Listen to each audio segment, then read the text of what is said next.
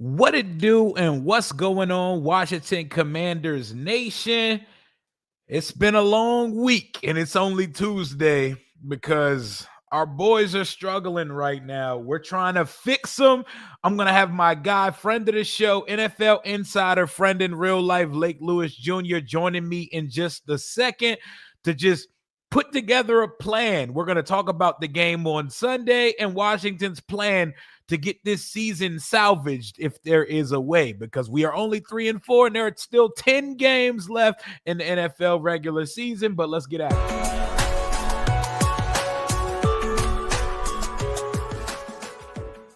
Lord, we done awakened something vicious in the Cowboys. All of a sudden, there are rumors circulating that Dallas is trying to trade for Max Crosby.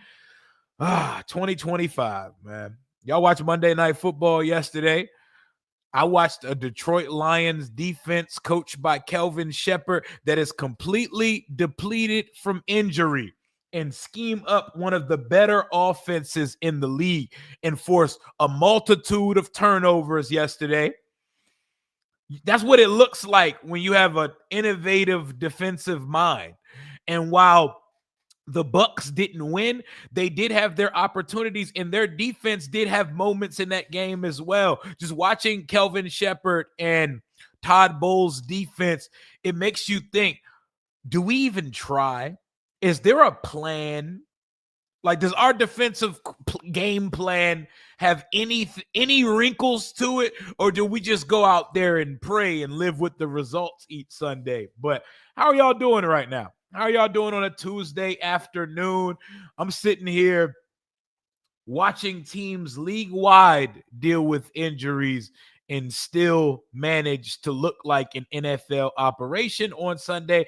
I don't really give the excuse. I don't give the excuses of injuries. Everybody's hurt. Everybody this year is hurt. Everybody. So it's like, what are we doing? Like, what are we even doing, man? But we need better play from the linebackers. Like I see my guy say in the chat, we need better play from the secondary. We need better play from everybody. It is everything you say about us right now is true. All of the fake demon, 1-year wonders, slumping organization, all of it. We have to sit there and accept it. I'm not going to hold you. I've been seeing the slander on social media. It's top tier. They are cooking our football team, and I hate that for us. They are cooking the shit out of us on social media right now. They're killing us, man. But I know we're out here playing practice squad receivers. We're signing guys who haven't played relevant football in 5, 6, 7 years ago, and we're the oldest team in the league. So we'll see. We'll see. But my guy Lake will be joining up in just a second. We're going to be starting on the defense. Well, we're just gonna work our way through this entire roster and what Washington can do. I see people saying maybe Washington for trade for no. Washington can't make trades right now. We can trade players. We can't go out and be buyers right now, y'all. We've done the buyer thing. This roster is not buyer territory. This roster is seller's territory, meaning if Washington does anything at the deadline, it should be shipping players off to stack draft picks because we need young talent on this team. We don't have enough young ballers. My guy Alex, what up? Alexander Wilson. Looking at the all-22, Darnell Savage was responsible for 2 touchdowns, including the long CeeDee Lamb touchdown. He needs to step it up. I mean, he just got here. And Marshawn didn't help on the long CeeDee Lamb touchdown either, but my brother Lake is in the building. Let me bring him in and let me see what he's talking about right now. Lake, my guy. What's up, brother? What's going on with you, man? How you feeling? I'm good, man. Just under the circumstances, I'm okay. You gotta keep it going, man. You gotta keep it moving. Yep. We gotta keep talking about it, and we have to put together a plan. Like, what can Washington do to get out of this slump it's in, because it's back-to-back losses for the first time all season. But before we get to all that, how was your trip out to Dallas, man? I mean, it was okay, just my trips have become, being out there with the fam, with Candy and Donna, Auntie Donna, and my boy Felix, David Harrison, it makes it easier when you have people that you're cool and tight with, because we help each other, man. We talk each other off the ledge when we see these things happening, because if not, it would make that trip seem even longer. But to answer your question, it was okay. I mean, it was work, man. This is what we do. Yeah, man. This is exactly what we do. We still got to talk about it, and there's a lot of season left. There's a whole lot of football season left. There's 10 games left in the season, and this team has been destroyed and ravaged by injuries, but we can't necessarily use that as a crutch. Look at the 49ers. Look at the Detroit Lions defense last night. They're just pulling guys off the street in the secondary. And you know what they're doing late? They're forcing turnovers, and they're stopping an elite offense. So starting over at the defensive side of the ball, where does Washington even begin with Joe Witt in this defense? Man, I got to tell you, so yesterday in the airport, I looked at the all 22, and I try to do that the day after every game. And I just didn't see a lot of good stuff on tape, man. Guys were out of position, missing tackles. And I'm not saying anything that you haven't seen, that most fans haven't seen. All my colleagues in the media have seen the same thing. Something has to be changed. The bottom line, because what they're doing right now is broken. It's not even something salvageable. It's broken, and they have to fix that. They have to change some schemes. I mean, they have to, dumb down the defense. I mean, they have to. It's too complicated right now. You have guys still talking up until the second the ball is snapped. And you heard Dak Prescott say, they pretty much knew everything that was coming their way. I mean, it looked like it, didn't it? They had an answer for everything, Rio. So they've got to change something. I'm going to say this as well. I hadn't said this all year, but I said it yesterday. This system has young players regressing. Young players had a lot of promise are regressing on a weekly basis, not looking like good football players. And I refuse to believe that the Mikey Sainristills of the world, who Nick Saban said was the best player coming out of the draft, looks bad. Or, 2 years ago. So you think about that, and you look at him now, and he looks like a shell of the player that we saw last year. Then there's other young players that aren't even hitting the field as much as they should. Jordan McGee, you see the speed flash every time he's out there, and then you don't see him for pockets at a time. You don't. Not to mention guys like Tyler Owens, not even on the field. Doesn't touch the field ever. And Tyler Owens, just 2 years ago, before the injuries and camp and stuff, people were saying this guy looks like he could be a guy pushing for a starting safety spot, So my thing is, these young players need to be acclimated into this defense. I don't care if they can't retain playbooks. Maybe your playbook is too complicated to retain, and from the looks of it, the playbook don't look like it's worth much anyway. I'm about to say, what is complicated about the playbook, late? Because it looks so damn basic every week. Well, that's the problem. How can it be this complicated and these guys getting beaten torched like this? Guys calling the shots on them. I'm about to go 50 yards on you. Okay, throw your hand up. And they go 50 yards. So my thing is, if it's so damn complicated, then I need to see the results of that, because to me it looks rather amateurish, to be honest with you, as far as the production that's being done. Am I calling out Joe Witt and saying he's a terrible coordinator? No, I'm not going to do that, because I don't think that's the case. I do believe he knows what he wants to accomplish. You can listen to him talk, and he knows what he's saying. The problem is it's not translating on Sundays or Mondays or Thursdays, or it's just not translating, and the players look really bad right now. They look like not good football players. And I refuse to believe that these guys all of a sudden lost how to play football. And it's crazy because there seems to be a clear disconnect between coach and player when it comes to scheme on the defensive side. And how long have we dealt with that? We dealt with that for a 4-year regime of Jack and Ron Rivera's defense as well. And this kind of is the reputation that follows a Dan Quinn defense. While they usually do progress and they force turnovers and stuff like that, but it feels to me like the answer defensively, schematic wise, is not in the coaching staff right now. And I'm not trying to throw a guy's job away, but it almost feels like we need to outsource whoever the next defensive coordinator is, because nothing seems to be on the up on that side of the ball.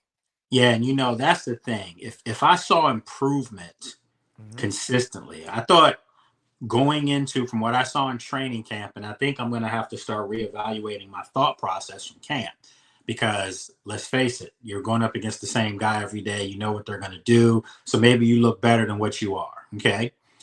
But I thought after that Giants game in the first game of the season, I was like, this defense has a chance to really be good, like be top 10 caliber defense. I really felt that way. Obviously, this was before Will Harris got hurt and some other guys, but they've regressed every week to the point where there's little resistance against opposing offenses. Opposing offenses are building. What they're doing is whatever Green Bay did against them, the next week, the next team took that. And then it kept going on from Atlanta, to the Raiders. It just kept going on, and teams are building on that. And now you're talking about Dallas Sunday, and now you're going up against Kansas City, perhaps the two best offenses in all of football right now as of today, how they're playing. And you already know that Andy Reid and Patrick Mahomes looked at this tape against Dallas, and they're like, oh my God, if we don't hang 60 on them, something wrong. So they've got to figure this out, man. It's a little bit of everything. Yes, it is some guys missing tackles. It is some guys missing coverages. It's a little bit of everything, but to me, that has to fall back on the coaches. It's your job to get guys in position to make plays and put them in the best position for whatever their individual skill sets are. And I just don't see that. I see guys being asked to do things that they have no business out there doing. And I don't understand. Like, it's almost, it makes those pressers that y'all get from the coordinators each Thursday afternoon, it makes them feel redundant. It makes them feel redundant and pointless as hell, because it's rinse, Washington, repeat on the defensive side of the ball every single week. It don't matter if it's Sunday, it don't matter if it's Monday, it don't matter if it's Thursday, and it don't get easier. Dallas, one of the most high-powered offenses in the league. You're getting Mahomes, who's playing MVP football, and he got a fully healthy receiving core. And then 6 days later, you get Seattle, and Jackson Smith-Njigba look like one of the best, if not the best receiver in the league this year so far. And then after that, you get the Detroit Lions offense. You saw the Lions last night? Oh, my God, bro. Like, the Lions and the Chiefs, you could make an argument of playing the best football, and that's the Super Bowl as of today. If you had to play the playoffs, this week, it would be the Chiefs versus the Lions, and perhaps the NFC Championship game would be the Seahawks versus the Lions, and you have all three of those teams over the next 3 weeks. Fun, right? Unbelievable. Yeah, Washington played games with the softer part of the schedule, and now they have to lie in the bed they made. 3-4 with 10 games left. We can keep saying there's so much football left to be played. Well, Seahawks, we got the Broncos on the schedule. We got the Lions on the schedule. We got the Chiefs on the schedule. We got the Eagles twice on the schedule. We got to see the Giants again. We got to see the Cowboys again. And the Vikings and the Dolphins. And not either of those games are give-me's, because we're not good enough to say anybody we should be picked as a favorite against at this current juncture. No, not at all. And, I had to do my ESPN thing this morning in the studio, and I was, one of the hosts asked me, what did I see in this Kansas City game as far as the spread? I hadn't seen the spread, and I said, man, it's got to be at least 9.5. He said it's 10.5. And that's not good.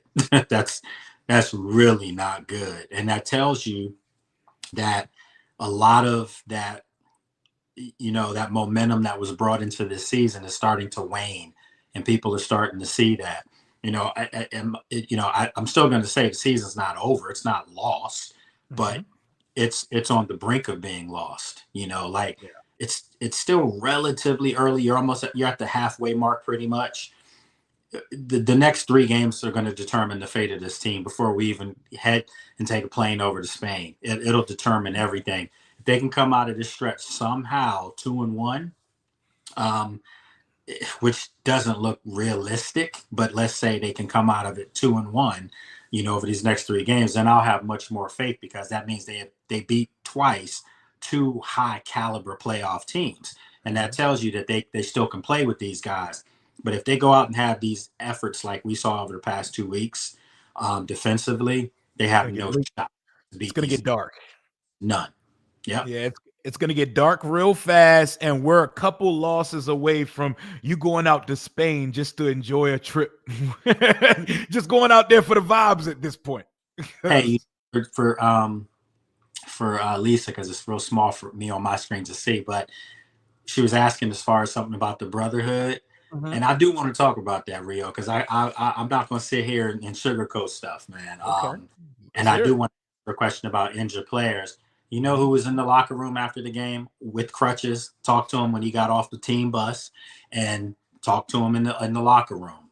Good dude, man. Dietrich Wise. Oh, Dietrich Wise. Okay. If anybody does not need to be there, it's him, because he's got full leg from ankle up, in a brace, having had surgery, out for the season, and just joined the team this offseason, and he's there. Okay. Now, current players don't travel with injuries, especially not long flights like that. That's understandable. But to answer her question, I will say this. The brotherhood, whether they're going to say it or not, is fractured. There's no question about it. And I think that started in the offseason. And people might get mad about it and say it, but I absolutely 150% believe the holdout or hold in with Terry started a domino effect. It wasn't the end all be it all that started that's causing all of this with Terry. But when Terry started that, it did put a little bit of a rift in it. And I can tell you that because there were some players that weren't happy. I personally know them. That weren't happy, and we're trying to talk them out of it. Okay. That's one part of it. Then to compound it, he gets injured. He's your most dynamic offensive weapon. And you can put those two things together. They correlate together. Make no mistake about it. So when that happens, it's already putting pressure on people. And for anybody out there thinking I'm dogging Terry, I'm going to tell you straight up. Terry has been the pulse of this football team for a long time. And you don't have your pulse out there now. So that's affected these guys. None of these guys are going to say it because they're professionals, but it has affected them. And I think everyone within knows that. And then you get the other injuries that you just can't, you can't get around. And it's also showing you your lack of depth. Okay. So before people get on Adam and they're thinking I'm defending Adam, no, I think Adam needs to do a better job of getting some more depth going forward in future drafts and free agency, other things like that. But I also will say this, in fairness to Adam, everything that he did in this offseason was the big picture was with Terry on the field, healthy, okay, not holding out. So when you go out and you trade for a Laramie Tunsil, come on, man, that's a 5-time Pro Bowl left tackle. That's to protect your biggest investment, Jayden Daniels. Then what do? You trade for a Pro Bowl wide receiver to go opposite Terry, to take all the pressure off of Terry, to have to be the gangbuster that he's been over the years, okay? So now you think that that's going to work. That's going to really help this offense. Then you go out and you draft a tackle, with your first-round draft pick, okay? You draft a corner, a highly rated first-round graded corner that I had as a first-round grade. You draft him. Oh, by the way, you draft with your third pick in the draft a wide receiver Mm-hmm. to add more to that offense. Yep. Oh, by the way, what do you do with your final pick in the draft, your fifth pick, which is in the seventh round? You draft a speedster, of an elusive running back, so much so that you like him that you let Brian Robinson go. So no Yep. one can sit here and tell me that Adam dropped the ball as far as this offseason, as far as the moves that were made to make this football team better. That's BS. He did do some things to make this team better, but when your star player is not there and you don't get cohesive, and then your star player gets injured, it does set you back a little bit. It compounds things, and that's where we are right now. And I think a lot of fans are realizing this. Yep. And that clearly had residual effects on the offense and the entire roster in general. And man, we are getting bitten hard by the injury bug. It feels like every week we're adding a new player to the IR or the season-ending IR. Dorrance Armstrong, who is half a sack away from a $250,000 bonus, went out there injured on Sunday, hurt his knee, and is now out for the season. That is both edge rushers, Dietrich Wise and Dorrance Armstrong, out for the year. Javonte Jean-Baptiste in that room also out for the year. A defensive unit that cannot afford to keep losing bodies. The starting safety, Will Harris, also out for the year. How do they get right? My guy Reese asks, is it time for DQ to call the shots, or does it matter who calls the shots at this point? It does matter to me. And I think DQ is going to get more involved. He's already involved. He's not some just CEO, figurehead that doesn't do anything. No, he's actively involved. He has the headsets on, and he hears both offense and defense play calls. And of course, as a coach, he can override if he wants. One thing about coaches that he's definitely for his guys. So he wants them to do their jobs. And I respect that. I really do. But I do think now, from a philosophy standpoint, if there's something that's just not working, and he said it to us in the presser yesterday, that they may just scrap it, and that's probably what they're going to have to do. They're going to have to just eliminate some plays directly out of the playbook that aren't working and find the ones that do work for you, because it's not a lot of them, but the ones that do work, maybe you run those a little bit more often. The problem is they've figured a way to just dictate everything to this defense, because this defense is more of a reactionary defense. It's not a downhill defense. So that's got to be a philosophy change in itself right there. I'd rather you get beat trying than get beat giving up stuff. That's my thing. Look, the pass to Pickens over Marshawn, I don't know why everyone's mad at Marshawn about that. That was a hell of a throw from Dak, and an even better catch on the sideline. I mean, that's going to happen. It's the NFL. They're all great. But then when you get beat by CD down the field in certain areas, you can't do that, So this is where I think the coaching needs to tighten up and tell guys, even if it's a four-time Pro Bowler, still who has somewhat of a reputation. That reputation is waning because teams are attacking him. But we're beyond pride at this point, man. You got to tell guys, if they're getting it done, you play. If you're not, you got to sit. Yeah, and back to your comment about scrapping the plays that aren't working. They need to take the majority of the defensive playbook right now. Turn on the tape. Most of that shit is not working right now, Lake. It's not working. It don't matter who we play. We made Michael Penix look like the greatest quarterback in the world. He has not looked like that since.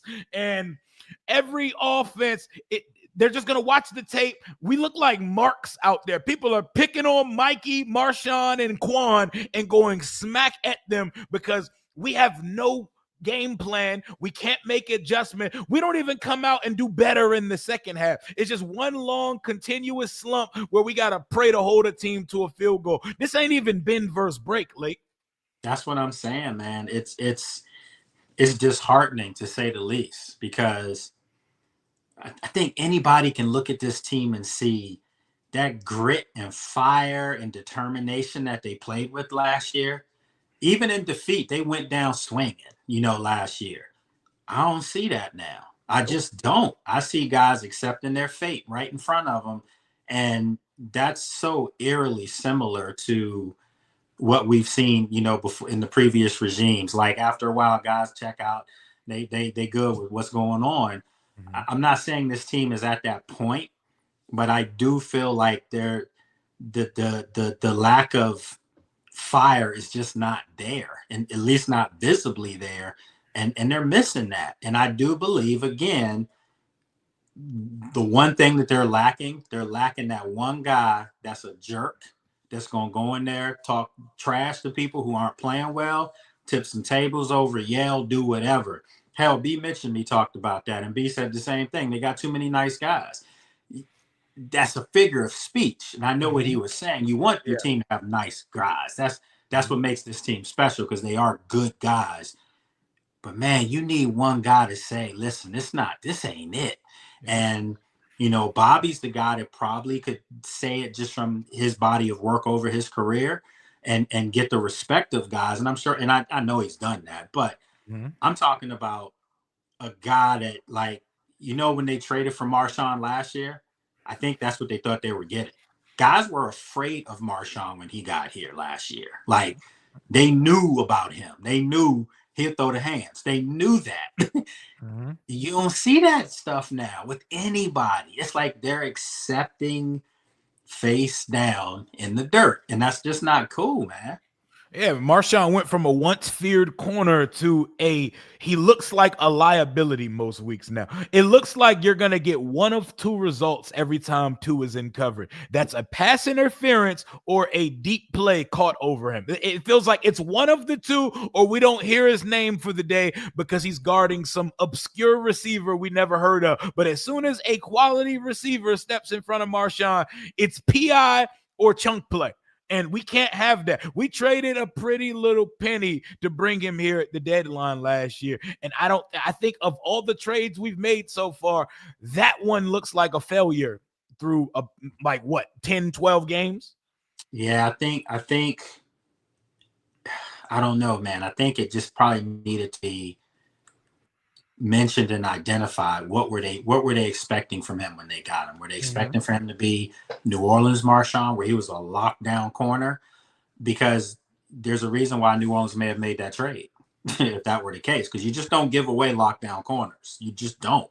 They don't grow on trees, right? They don't grow on trees. So for them to do that may have been a sign that they were already seeing some of the decline, and Washington is now basically getting it.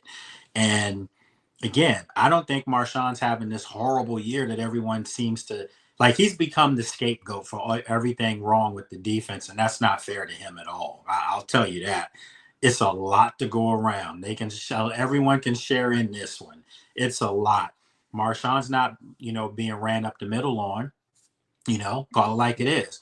Marshawn's not giving up the chunk plays down the seams to tight ends all the time. I mean, again, it's a little bit of everything that you can blame on this defense.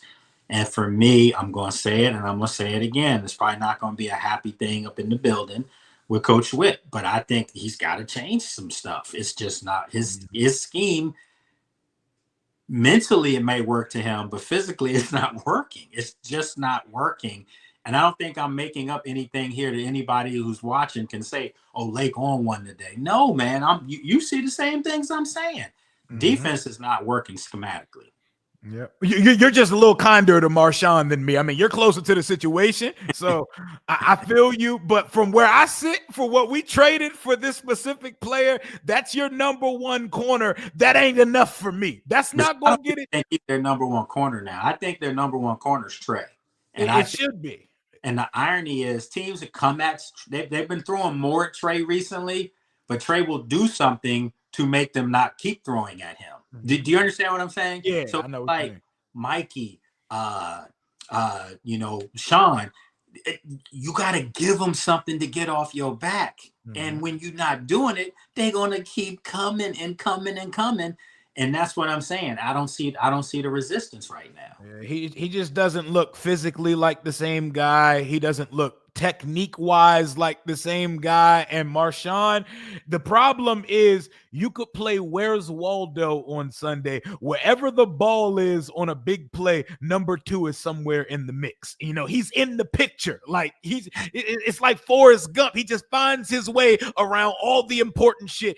Bad, all the infamous things that happen to the defense. Marshawn's near it, but Mikey is too. Quan Martin is too, and the damn glue of the defense, Bobby Wagner, is like the biggest catch-22 out there because he's up there in tackles. He helps as far as run defense, but he's also a liability out there as well. This team just looks old and slow, Lake. Yeah, and see, that's the thing. When you don't generate a consistent pass rush, opposing quarterbacks in the NFL are going to shred you. They're going to pick you apart.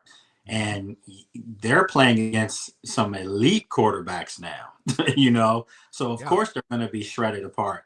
You know, to get back to this Marshawn thing, just real quick, the big play to CeeDee Lamb early in the first quarter, that wasn't Marshawn's fault. You know, obviously, right? And it's Quan coming over. But that was covered 3, and Darnell Savage was supposed to be running that. He went up. He bit something up at the line of scrimmage. Totally play went behind him immediately. So the point is, yeah, you see Marshawn out there like he's on an island running and bumping into Quan Martin. That wasn't on either one of those guys. Those guys were trying to cover for Darnell Savage, and then you say Darnell Savage, a newer player, you know, the communication aspect. So that's where I'm going with this. Since you have so many different guys now, different lineups, because of the mounting injuries, you've got to scale some of this stuff back, man. You have to. Preston is pressing right now, you know, when you see him out there. Preston's a good football player, but you're not seeing anything right now. And I don't know if he still got it in him, though. I don't know if he still got the motor on him. Like, and I'm glad you said that, because that's the thing. You look at him and you're like, man, he might not have it anymore. Or he's not being utilized the way Preston can be utilized. I don't know what that is to be utilized at this point in his career. But I got to tell you, man, the lack of depth on this team is showing its head. It's rearing itself. But I will say this too. When you look at some of these younger players that I think show you that they can do things. So if I were to ask you, what's the biggest Achilles heel on this defense, just period, what's the first thing you notice about this defense? We're slow and we don't get pressure on the quarterback. I would say their tackling is terrible. Okay? Oh, they can't tackle. They can't tackle. Yep. Who's one of their best tacklers on defense or special teams? Percy Butler. Percy Butler. Why is Percy Butler not getting any burn like that? Did you see what I'm saying? Like, he gets out there, but I'm saying I want to see the athletic, fast guys get more time on the field. They don't have to play 30 reps. They don't have to get 30 to 25 snaps. But the 6 to 7, the 8 that you can get them on the field, why not send somebody in as a blitzer?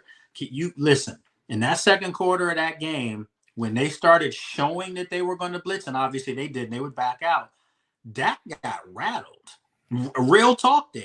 Dak even said in the second quarter, they gave us some looks that kind of got us, blah, blah, blah. They were showing blitz. And no quarterback wants to see 6, 7 guys coming at them, but then they would back out. My thing is, why not send them?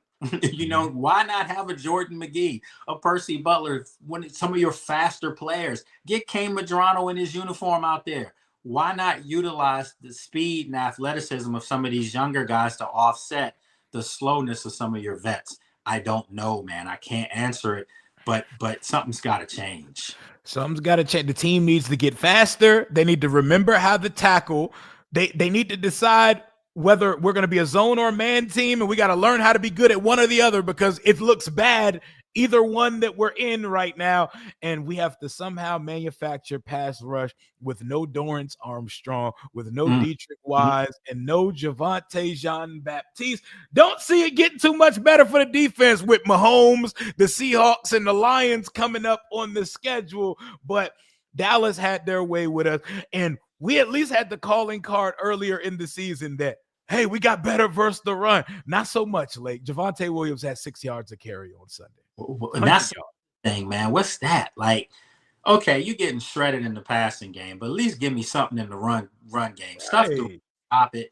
But damn, it's like offenses are like offensive coordinators when they're playing Washington's defense right now. Rio, man, they drawing up plays during the game, man. They're like, oh, I see, I can do this. Let's try this. We're gonna try this play, see how it works next week because we know it's gonna work this week. It's so bad. It's disrespectful. Hell, when Dallas took the opening kickoff, when they decided to take it, I mean, come on, man. That's everything you need to know right there. They already were like, oh, we got the ball. Let's go scoring these guys real quick. Oh, by the way, what did they do? They scored. I mean, it's almost disrespectful how bad this defense is right now. Yeah, it's bad. It's horrible to watch, and it's not going to get easier for us because the meat of our schedule is coming up. That is a easy FFF performance on Sunday versus Dallas, 44-22, and it could have been worse. That's an F for me. I imagine you agree, Lake. Man, bro, if I could give him a Z, I would, because it was horrible. Man, I had a fan on my show last week, and he said that he was like, Lake, I came to the Bears game. He said, man, the defense looked worse in person. I bet. What do you think I'm thinking after what I saw Sunday in Dallas, man? That was one of the worst defensive performances I've seen in any regime, basically. I don't care who the coach was. That's as bad as it was. So for me, yes, it was an F for sure, Rio. If I could give him a worse grade than that, I would. I would too. And I don't see Dan Quinn firing his boy in season. And I No, saw cameras following Witt on the little golf cart from the booth to the locker. He's not firing him. So y'all better get used to seeing Joe Witt Jr. around because he's not going anywhere in season. 100%. And let me just anybody out there thinking that's happening, don't spend too much time thinking that because you're gonna frustrate yourself. Dan's not firing him during the season. Not happening. That's his guy. But we're going to move over to the offensive side of the ball in just a second. And we got to talk about the biggest injury that took place on Sunday. But before we do that, here's a word from today's sponsor. The NFL season is here, which means you have a chance to win 1,000 times your cash on daily fantasy. Football has never been more exciting than it is with players like Jayden Daniels, Patrick Mahomes, Lamar Jackson, and Jamar Chase. Pick on stats for these stars like touchdowns, passing yards, receiving yards, fantasy points, and more. For up to a 1,000 times payout on Sleeper. Get your picks right and you could win big using promo code RIO91. That was promo code RIO91 and you'll get up to a $100 match bonus on your first deposit. Terms and conditions may apply. Jayden Daniels got injured and the whole damn fan base. My heart stopped. My son's heart stopped. And the war flashbacks were just piling up. Another lower body injury, seeing him limp off the field. And it just brought up so many bad vibes. Like, where are we at on the Jayden Daniels injury update on Tuesday afternoon? Jayden's good, man. I actually think Jayden might give it a go on Monday night. So which tells you that he's okay. Meaning, if he doesn't go Monday night, he definitely goes Sunday in the uniform change and all that. So that's a good sign. That's a really good sign. It wasn't any structural damage, not a long-term injury. More so, I can just tell you, me being in the locker room after the game, Jayden was in there, fully closed, standing there chilling. You know what I mean? So. Talking to Paige afterwards. You know what I mean? So he's all right. Jayden's okay. He's okay. He's gonna be straight? Yep. Okay. I'm glad to hear that because we need that one, man. Because that just made it that put me in such a doom and gloom place where I was just like, man, shut the damn season down. Shut him down. Yeah. I saw your tweet and I was like, nah, Rio, don't do that. I saw it. I mean, listen, he might be like 80%. You know, and that's good enough to play. Like, okay, Jayden wanted to keep playing, and they were like, no, okay. Yeah. So I just wanted people to know that. So just like Jayden wanted to play, you know, and not miss any time, he wanted to play against the Raiders and all that, you know. Yep. So there's hurt and then there's injured. You know, he was injured in the game, but he's not hurt.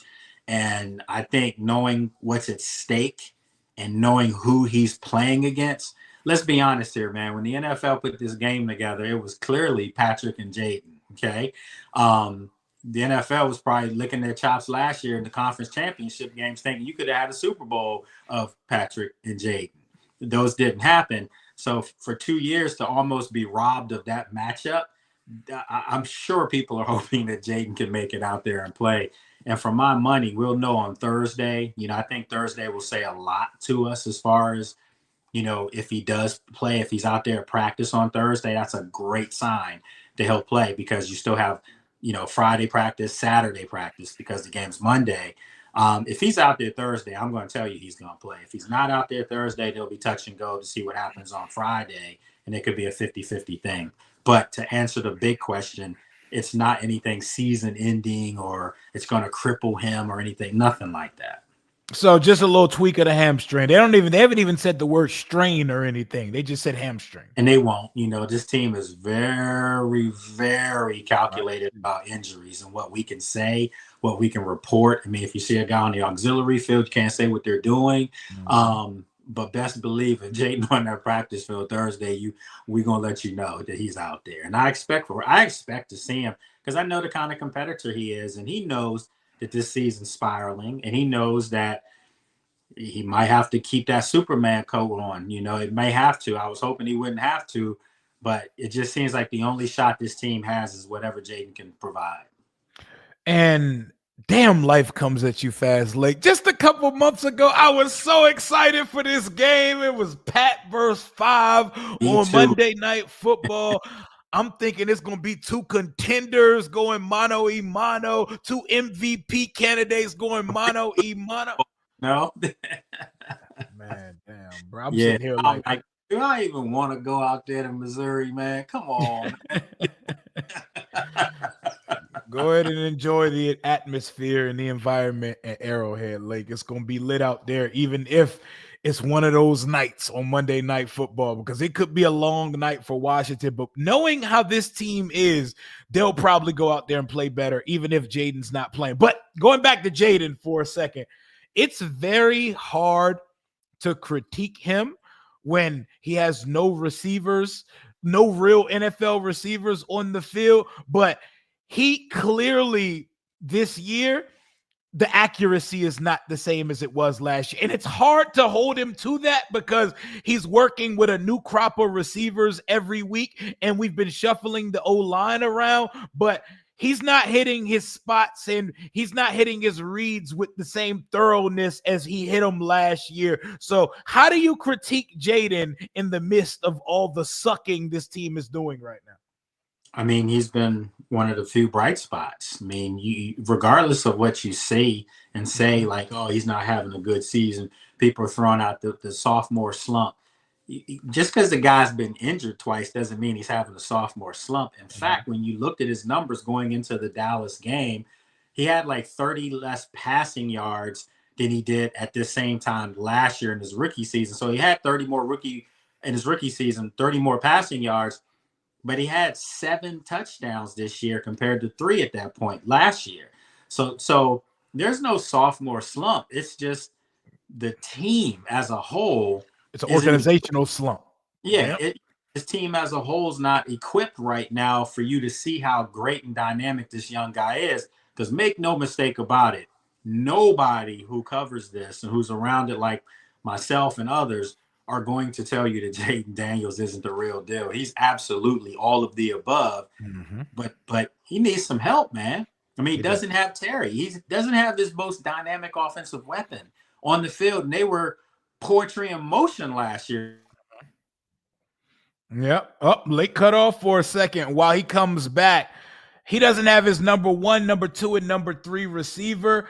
My critiques based on what I've seen is that the ball placement just isn't as crispy as it was last year. And that was even when the full slate of receivers were out there. Week 1 versus the Giants, when we had Noah Brown on the field, Terry McLaurin on the field, Deebo Samuel on the field. And while he's looked fine, he hasn't looked like that guy from last year yet. Like, we haven't seen the Jayden Daniels explosion. We saw signs of it, flashes of it, glimpses of it versus the Chargers. We saw a little bit of it. It was starting to come alive again versus the Chicago Bears. And then boom, we lose that game. We fumble it away in the rain. And then this absolute disaster versus Dallas happens. I'm most upset about the Dallas game because I was told, and I watched this Dallas defense play for 6 weeks in the season so far, and it went from the worst defense possibly in the history of the franchise to whatever we saw on Sunday. Lake, are you back with us, brother? Yeah, I'm here. It's just froze. I'm sorry. All right, we're talking about Jayden, man. Mm-hmm. Yeah, I mean, he just. I just think the kid's a dynamic player, man. I do. I think he's one of the best, and I think, though, that if you're asking any quarterback, look at Patrick Mahomes. He came back to earth over the past several years, although they were still getting to the Super Bowl because they still had, by the way, a great defense, Chris Jones-led defense over those years. But offensively, you saw Kansas City come down considerably when he didn't have those playmakers that he used to have. Now he's got some playmakers again, and look at how the offense looks. So that's any quarterback. If Jayden gets Terry back, if he can get Debo back with Terry, you'll see this thing pick up because he's just too talented for it not to work. But right now, yeah, man, look at what they rolled out there against Dallas at the receiver spot. Yep. Luke might be the only one that Dallas even remotely considered looking into as far as where he was on the field. And guess what? If they did think that way, we're going to take him out the game quick. And who else going to do anything? So it was tough, man. You had a second-year receiver that hasn't played a whole lot of reps, a rookie receiver, and a guy off the street, Chris Moore. Come on, man. My boy was spamming Robbie Anderson in 2025. That's what I'm saying, man. So I get the frustration. First of all, to the fans out there, I know why you're hot. I know why those social media posts were just the vitriol. It was real. The anger, it was real. And it had nothing to do with who they trotted out there. It's who trotted out there looked the way they did. Looked like they weren't putting up a fight. Looked like they were accepting their fate. And that's where I think a lot of the anger was. And I know a lot of the anger was directed at Cliff because not sure what the game plan was offensively. Not sure why. Again, we knew that his offense predicates your quarterback to be in a shotgun, to not be under center. But, man, you got to have at least 3-4 plays in your playbook where you can line your guy up under center and get this much for a first down to continue to drive. And then you go back into your shotgun stuff.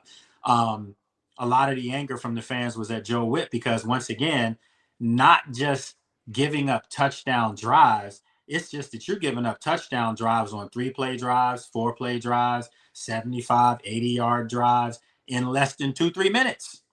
Like, where's the fight at? And that's what people are upset about. We're not sustaining drives. We're not moving the chains. For 2 weeks in a row, we've let two of the worst defenses in the league look like adequate units versus us. We've made a historically bad defense look good, Lake. Yeah, man. I mean, damn, Dallas was out there looking like 86 Bears out there. And I'm like, bro, are you come on, man. What is going on? And it's come on, man. The elephant in the room is real. Like, these coordinators been getting out coached. Yep.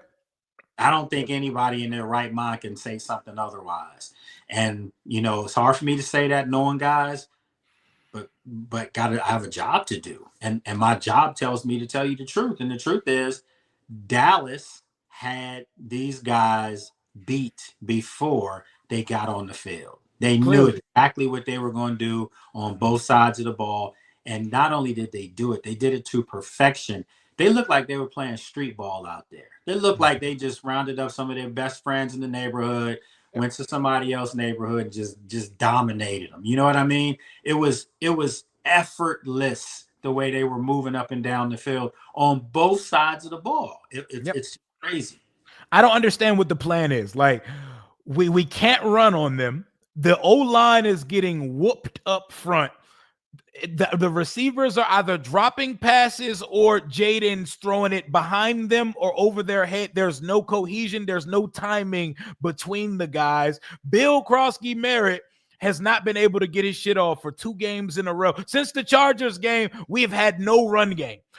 Y'all said it was because of the rain on Monday. Cool. We're in a dome on Sunday versus the Cowboys, and we can't run on that sorry defense that Rico Dowdle absolutely shredded a week before.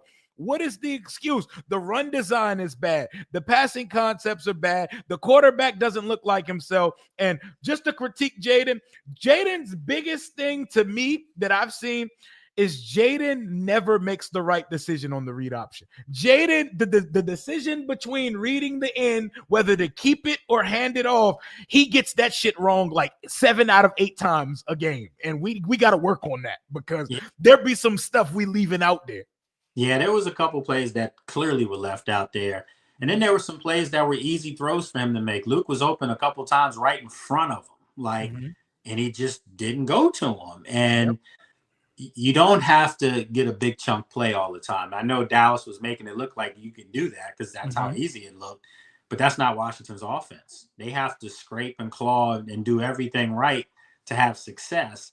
And when you miss throws that could get you 6 yards here, to get you 7 yards there, you got to take those throws and just live with it to go to another down.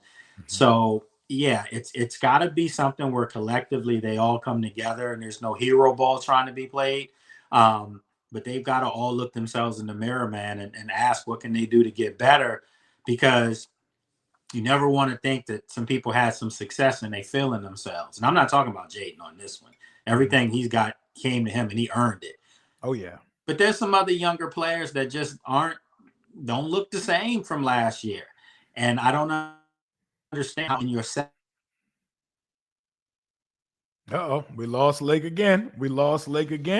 But man, we just look like a very directionless team right now on the offensive side of the ball, on the defensive side of the ball, inconsistencies as kicker. Like, I know everybody just wants to put everything on the injuries and stuff right now, but there are other injured teams in the league, and they are still getting busy right now because of coaching, because of quarterback play, and because of being opportunistic on the defensive side of the ball. So I'm not giving us the crutch or the excuse that it's just injuries, because they still got to go out there and suit up 46 active players and play on Sunday, on Monday, on Thursday.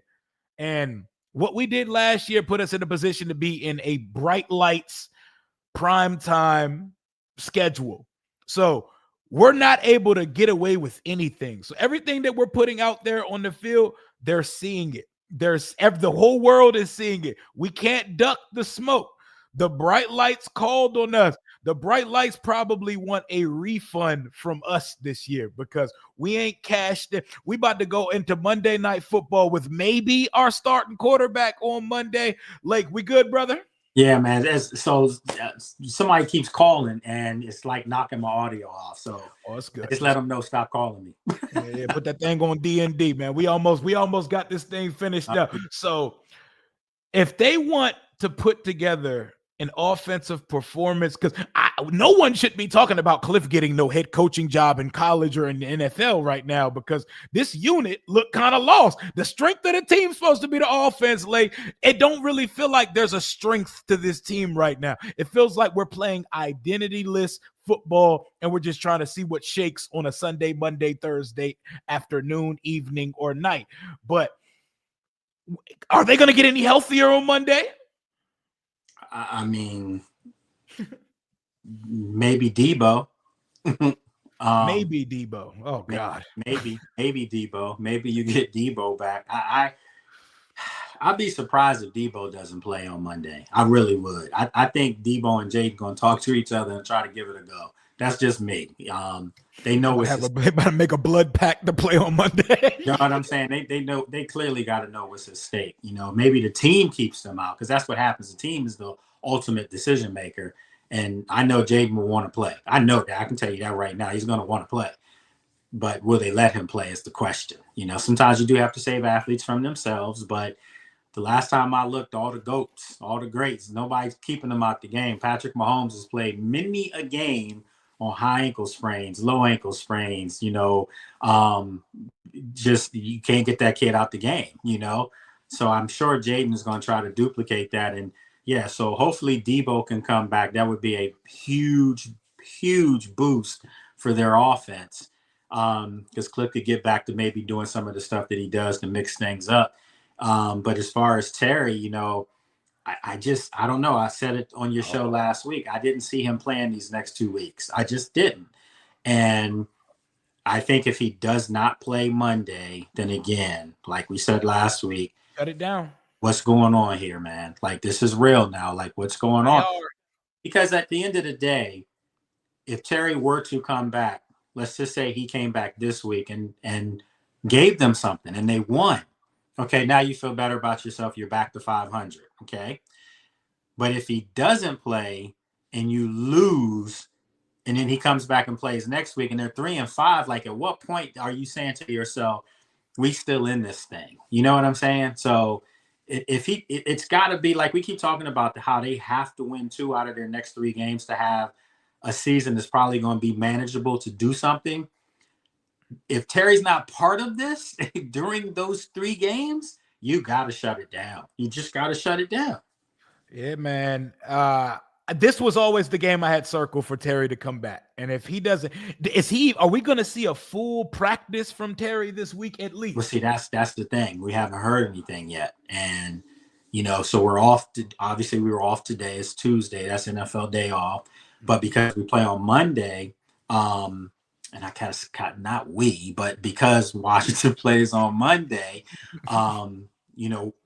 we, as in the media, we're off tomorrow too on Wednesday, which they are. So if Terry's out there Thursday, again, that's a great barometer that he's going to try to see where he is leading up to the game.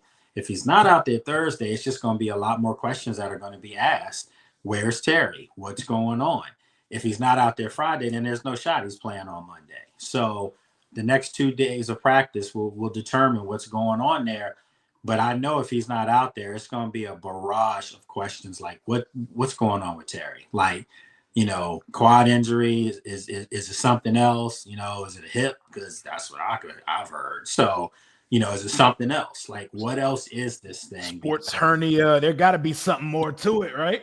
What else is going on? Because you need him.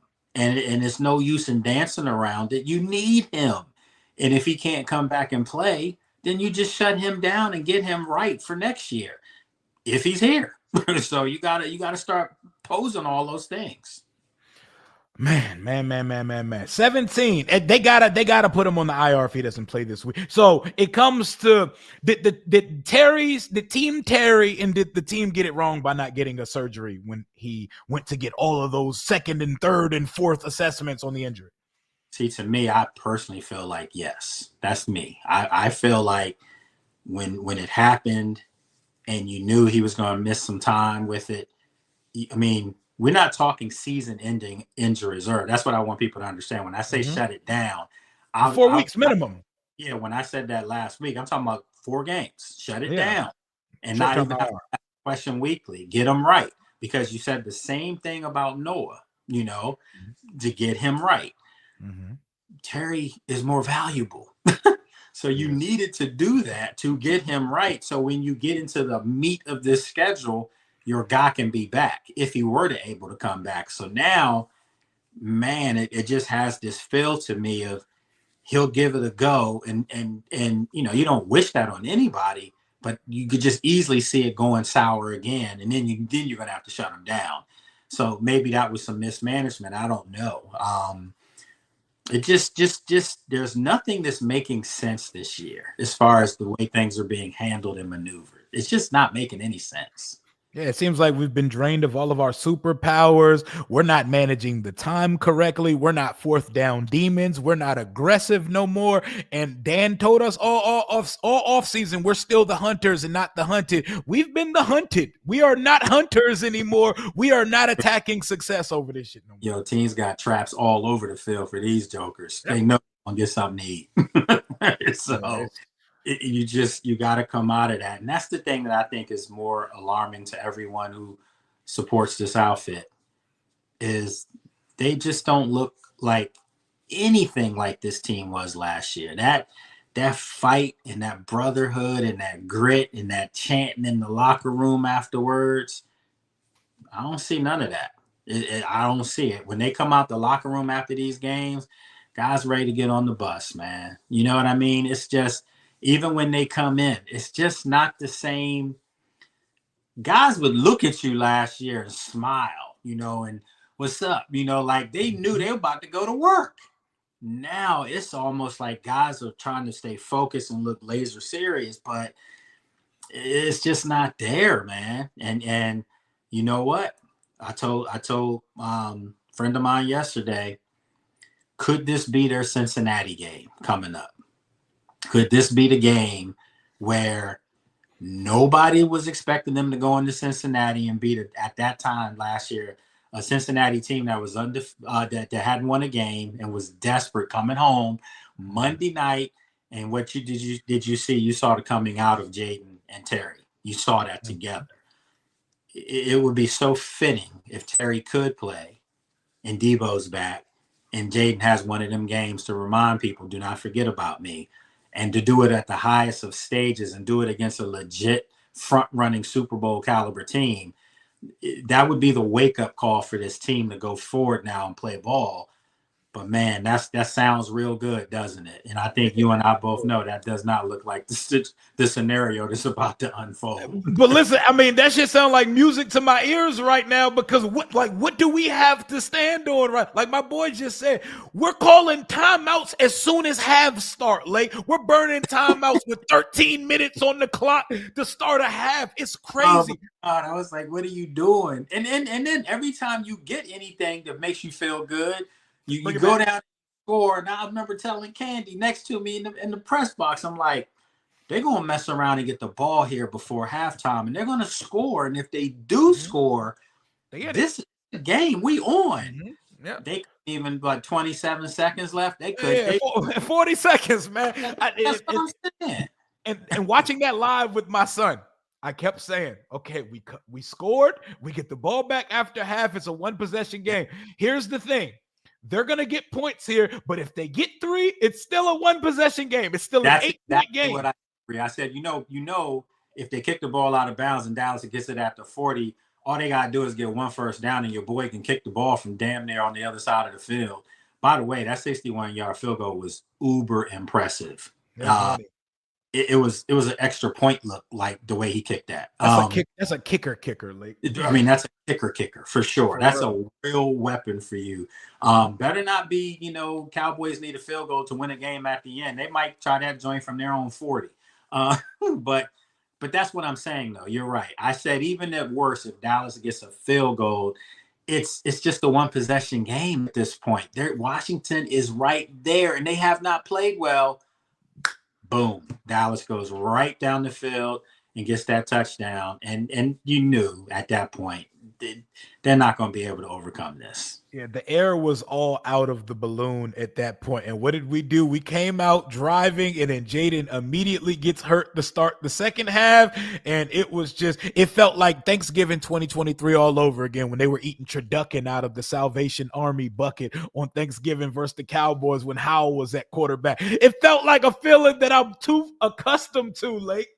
Yeah, I mean, your boy Dak Prescott against Washington over his career at home is undefeated, never thrown an interception. I mean, he carves them up for 250 to 300 every game. Owns us. Passing QB rating like 126. I mean, it's off the charts. It's like he's if Dak ever were to go into the Hall of Fame, and I know some people might say, what are you talking about? Dak is a fringe Hall of Fame player right now as we speak. Okay.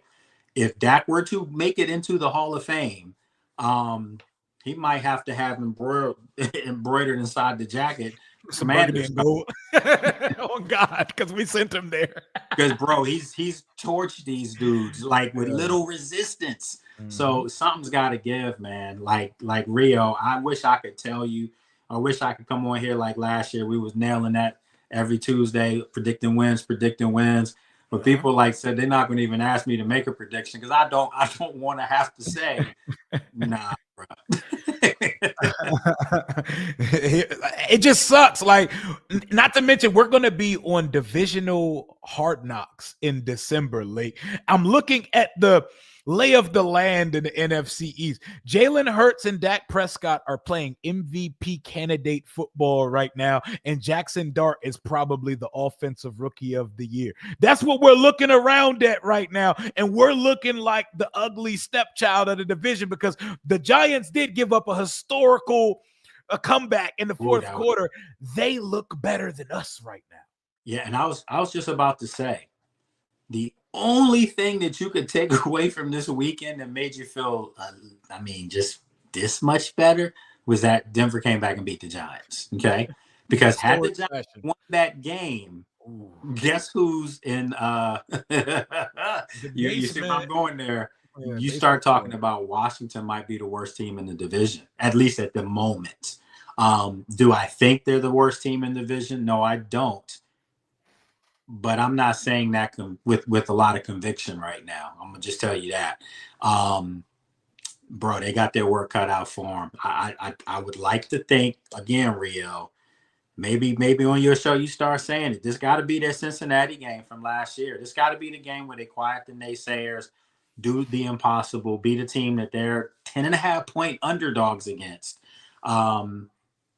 This is a game legends can be made. If Jayden can come out and play in this game, and get one in Kansas City against them, against the Chiefs, that will make a lot of people start to feel better again. But there's an angry fan base now. Now there's rightful fans that are angry, and I'm totally with you on that.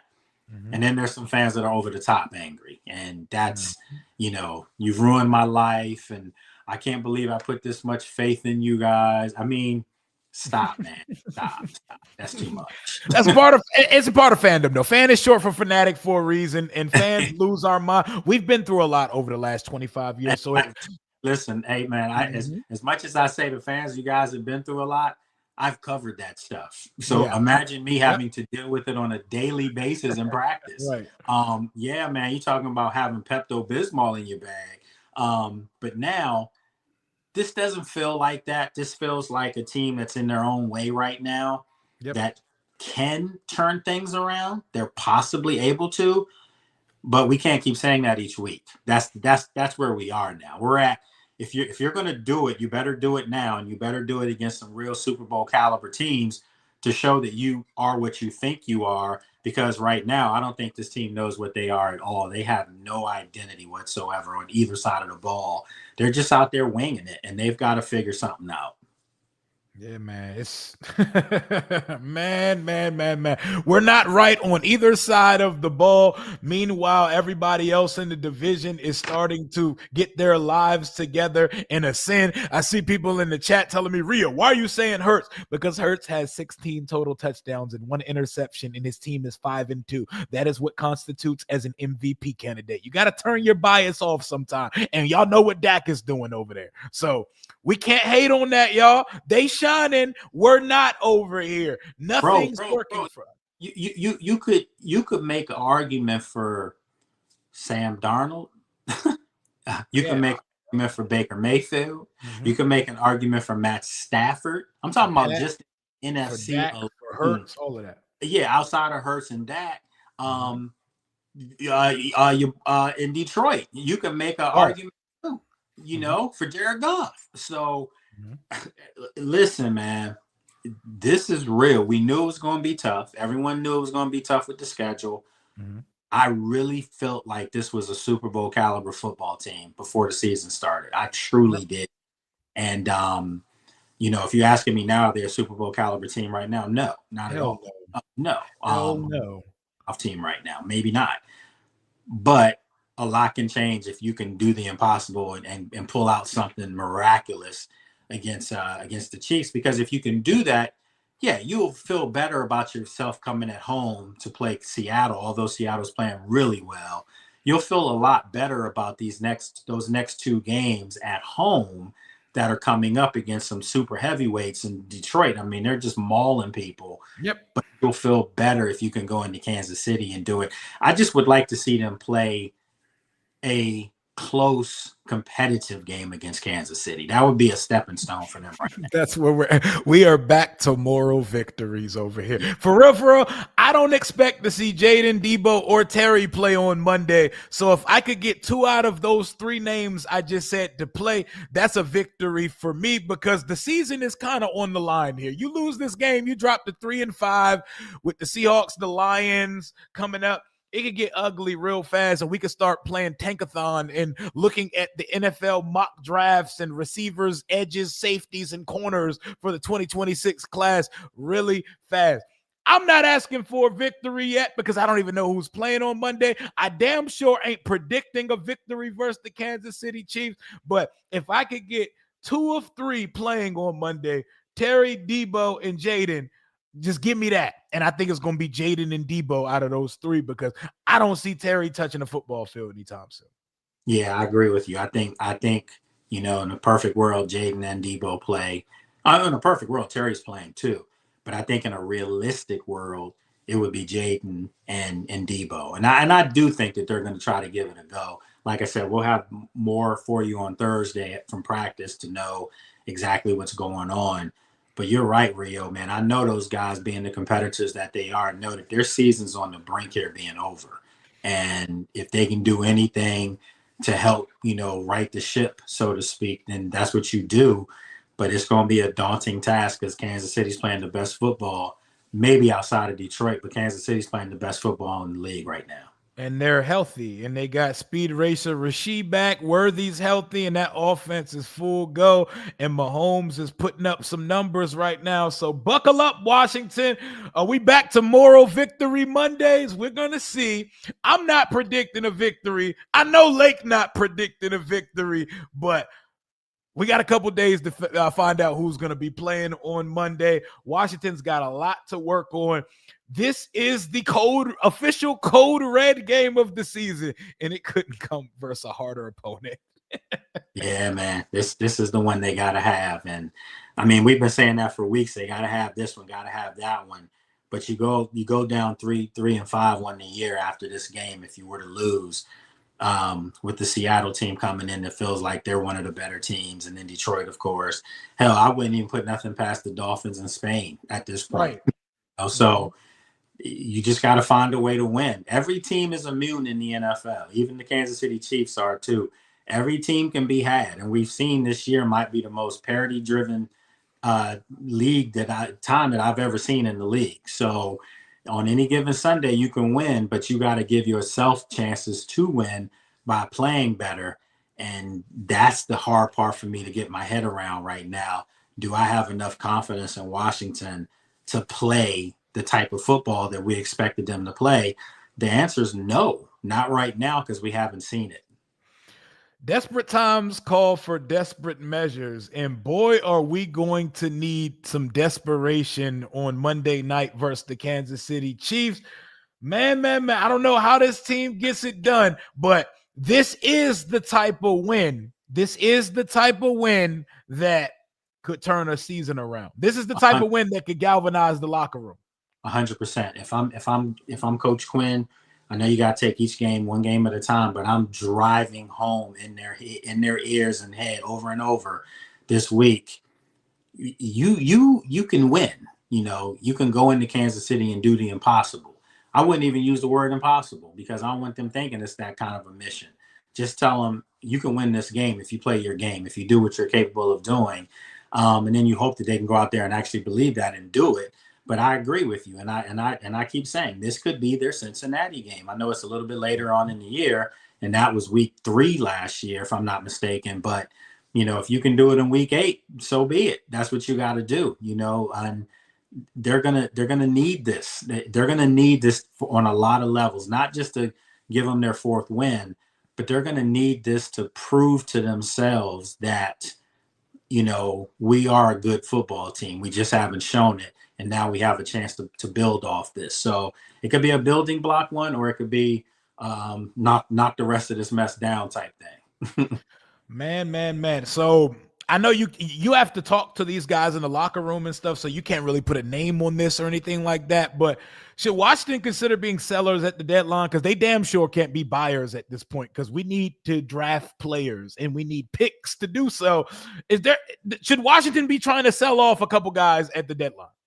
No, I think it's still a little early for that. The reason why I say that is because just from a theory standpoint here, let's just say this team wins 9 games. And I know that might sound like a lot right now to get to. Yeah, let's just say they got 9 wins and they win in as the low wild card seed.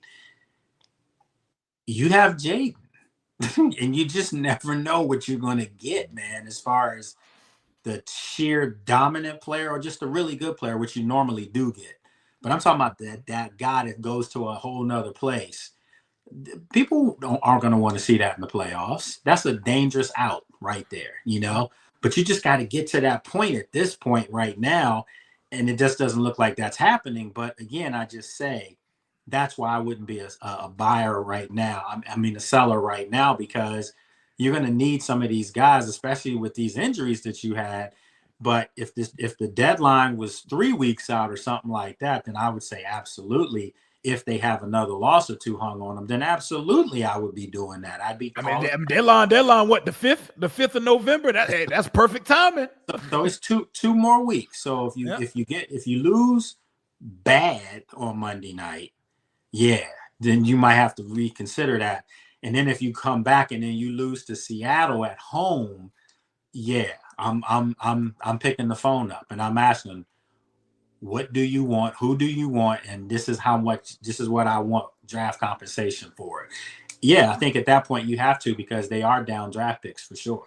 Yep. And the sucky part about the predicament that you just laid out is that Washington might have already put itself in a pickle where wild card is not something that's feasible for them, because they've already lost 4 games in the conference and teams are stacking up W's. The teams that we're going to be competing with for it are already at 5 wins, 4 wins and stuff like that, and we're only at 3, meaning that if we end up in a tiebreaker with a few teams, we're going to lose that tiebreaker unless we get on us a real heater right now. I can't even fathom the word playoffs right now. Playoff sounds like a slur. I can't use it. I just need to see us win a game and then back-to-back games before I can do anything else. But I'm going to let you get out of here, man. It's Tuesday evening. I'm going to let you get to your business that you got to get to. We'll be looking out. What you got coming on the channel or content-wise this week? Yeah, man. So just, letting people know that my pod, I'm going to be getting that up starting on Thursday, actually. It's going to go up, every day during the weekday. Get that up, get that out, get some content as far as what was going on at practice and things like that. And then just basically you check me out on social media, check out my stuff on ESPN, and so yeah, it's a lot of stuff going on, man. But at the end of the day, I keep reminding myself that I've worked hard for this and I'm living my dream. And when you go through these losses and stuff, it does make you. It does make you question some things. It does, but you have to keep pushing forward, man, and that's what this team has to do. They got to keep pushing forward, and you got to believe in yourself. And I hope they do believe enough in themselves to think that they can play with Kansas City, because if they don't have that mindset, they're going to get rolled and rolled bad. So hopefully they can do that. And next week when we do this, we're talking about a much more favorable outcome. Even if we're talking about a loss on a last-second field goal, it would make you feel better than to see a game was over with a quarter and a half left. I say that now, but I'd be ripping my damn heart out watching that. But knowing how this team has conducted itself my whole life as the Redskins football team and now Commanders, Monday is the type of game they'll find a way to win. They win games that don't make sense and they lose games. We're 10-point dogs on Monday Night Football, and we don't know if our quarterback is going to play. That's you saying that to kind of pre-psych yourself out. I already know it. That's you saying, look, if they win, I kind of felt like they had a chance because they do something after this. Bro, this ain't the Wizards, man. This different. You playing a team right now in Kansas City that's playing with a chip on their shoulder because they got left for dead like less than 3 weeks ago. Yep. So now they're on a revenge tour, and I do believe Washington might get caught up in that crosshair, But again, it would be nice to see them do that. Listen, you're right. You said it earlier. If they could win into Kansas City and won, I would expect their season to totally flip now. But man, I haven't seen any reason for me to think that that's coming. Yeah, man. I'm just trying to psych myself into thinking that we conduct ourselves as drunk as we used to. We go out and play the best team in the league and look good. We go out and play the worst team in the league and get embarrassed. Man, we're going to see what happens on Monday night, man. Let folks know where they can follow you and subscribe to your channel. Let's get up out of here, Lake. Yeah, man. Just check me out on social media, Lake Lewis Jr. You can subscribe to the podcast at the Lake Lewis Jr. That's on YouTube, or you can check it out on Spotify, iHeartRadio, you name it. Apple Music is on there. And then of course, you can check out the stuff I'm doing here weekly with Rio, and then also on Heavy Sports, also on ESPN Radio. And then more importantly, my TV stuff that you see from the games and stuff like that for CBS 6 television. Absolutely. Thank you for blessing the program as you always did. Thanks for the over 700 people that have been locked in with us for about an hour and 20 minutes so far. The season has been a little bit of a shit show, but we still push on. We still got a job to do, things to talk about, and I'm going to do the best I can to curate some type of vibes and positivity-ish going forward. But until next time, Commander Rio, our guy Lake Lewis Jr., we are out. Talk soon, everybody.